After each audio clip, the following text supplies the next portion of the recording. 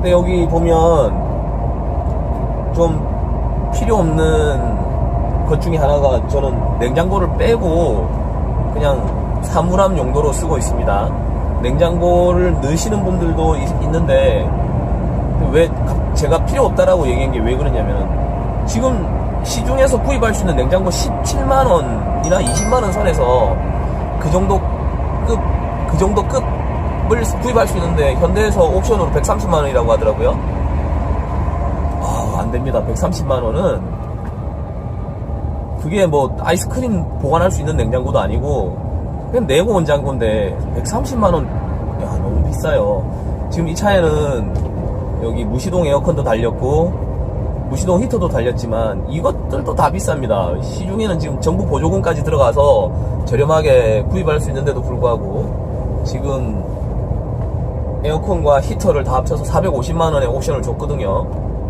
그래서 이거는 굳이 안에서 달기보다 이게 출고한 다음에 저렴하게 다는 걸 추천드립니다. 그리고 이 차는 그 하이캡으로 뽑았어요. 키가 높은 트럭입니다. 아마 장단점이 있겠죠. 분명히 표준 캡보다는 연비가 떨어질 겁니다. 바람의 영향, 공기 저항을 아무래도 조금은 더 받을 테니까 분명히 연비적인 측면에서는 불리할 거고, 뭐 심지어 어떤 분들은 바람이 많이 부는 날은 바람을 많이 타서 흔들린다, 저는 그런 거는 모르겠어요.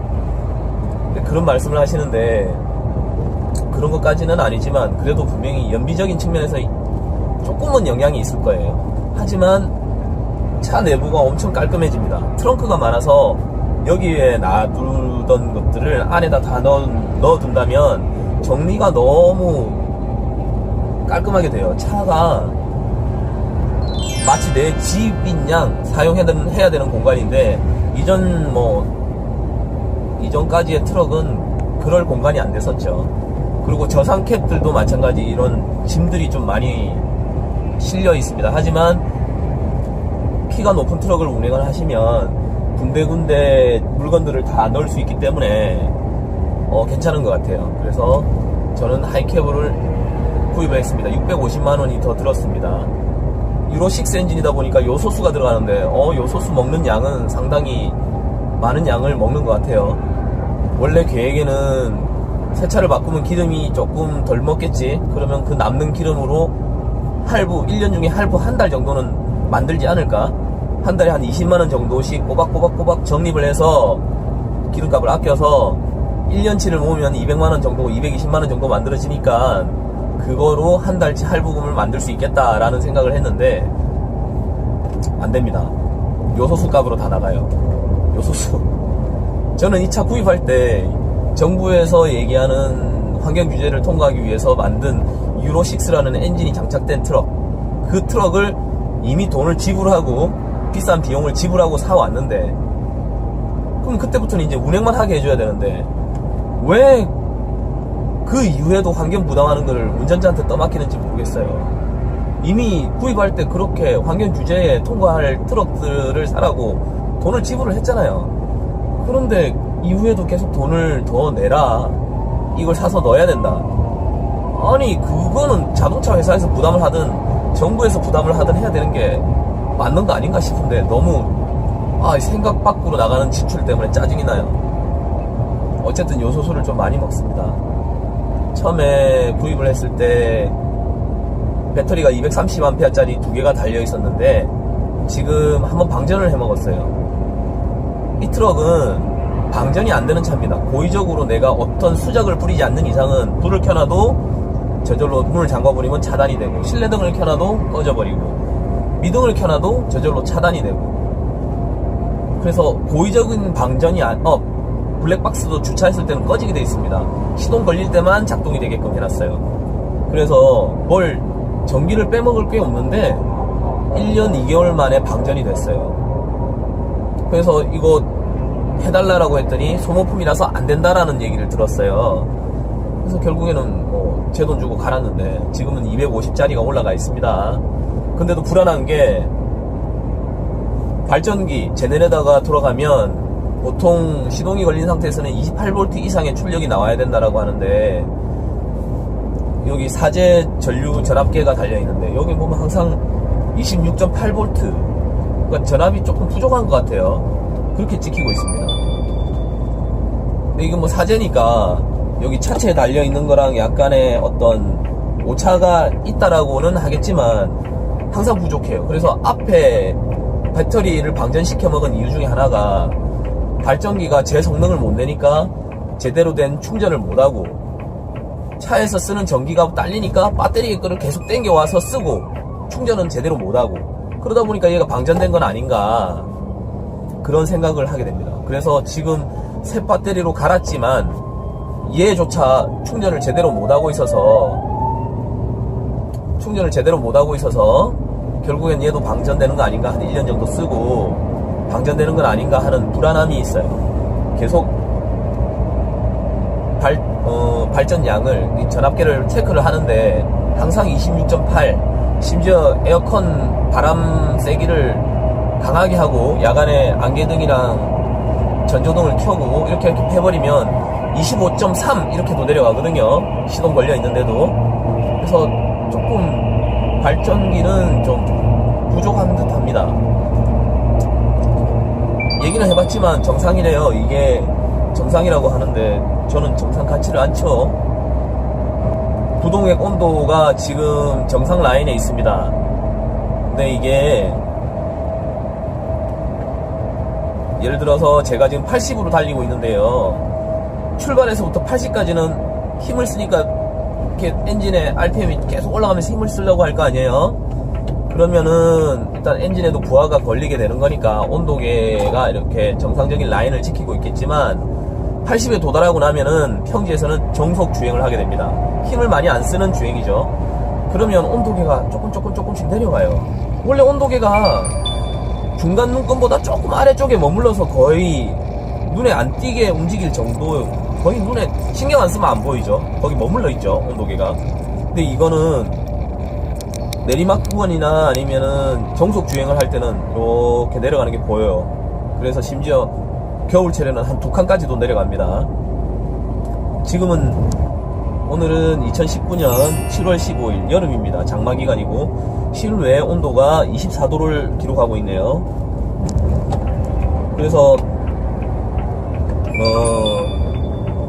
온도계가 여름이라서 그렇게 많이 떨어지진 않지만 한 칸 이상은 떨어져요. 지금도 내리막길이 길어지거나 이러면 떨어집니다. 근데 이게 문제가 뭐냐면 겨울 되면요, 속리산에서부터 화서에서 속리산 방향으로 이렇게 내려가다 보면 내리막이 길게 이어져 있는데, 그런 구간을 달리면 히터가 미지근하게 바람 온도가 바뀌어요. 따뜻한 바람이 안 나오는 거죠.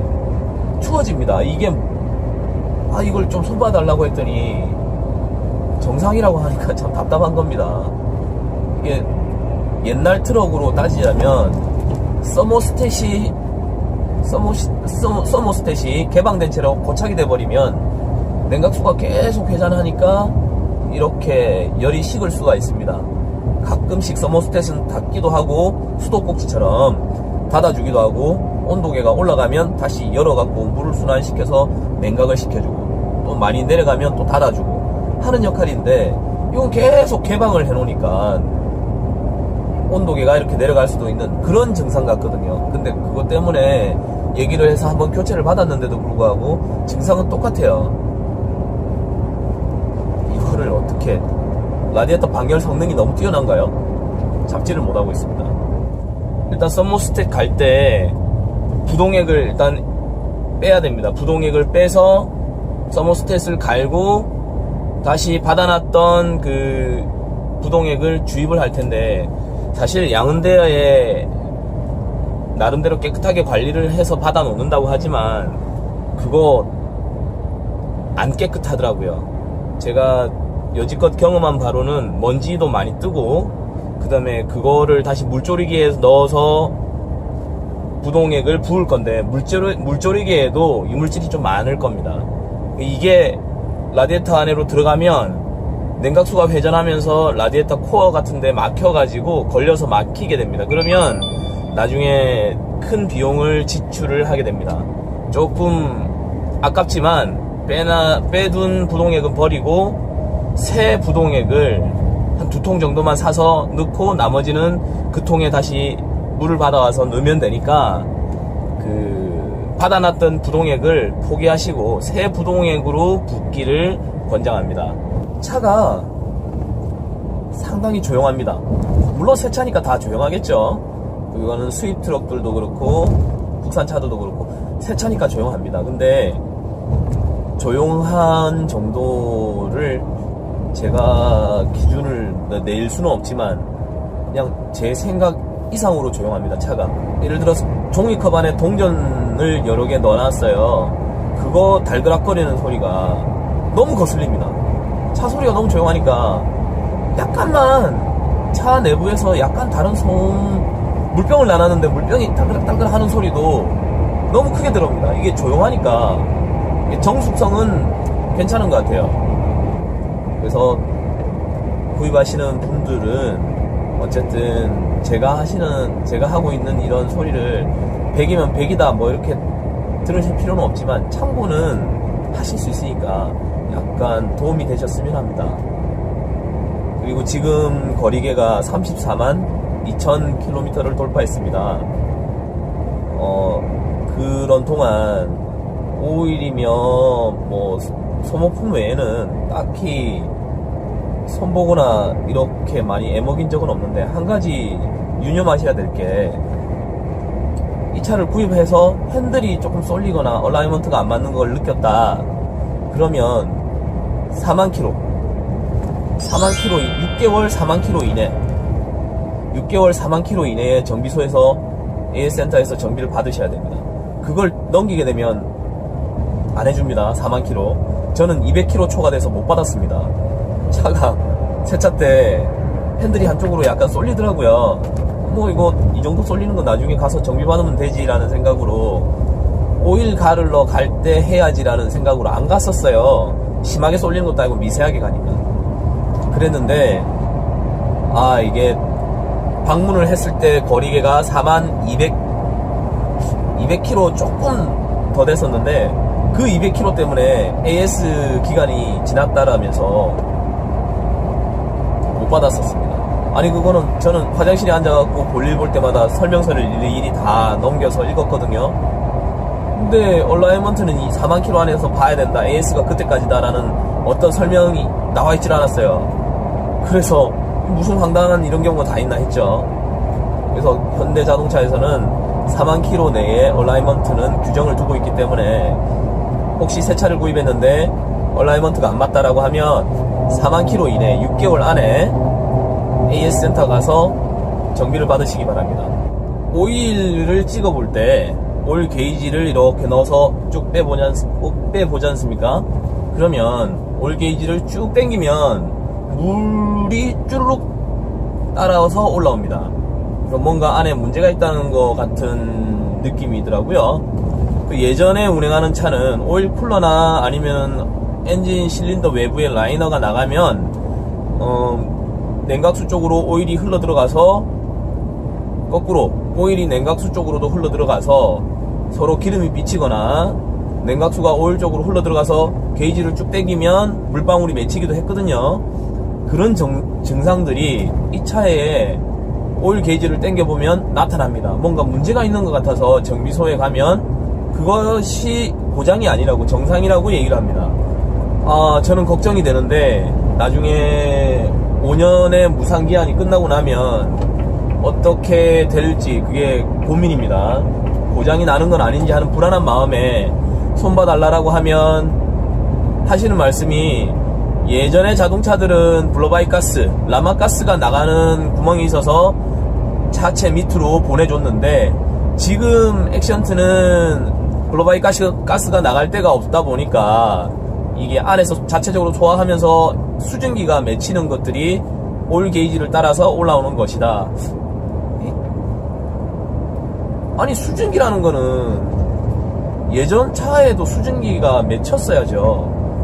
근데 뭔가 불안하게 물방울이 수증기 치고는 너무 많은 양이 따라 올라오니까 좀 불안한데 어떻게든 고장이 아니라고 하니까 정상이라고 하니까 할 말은 없습니다.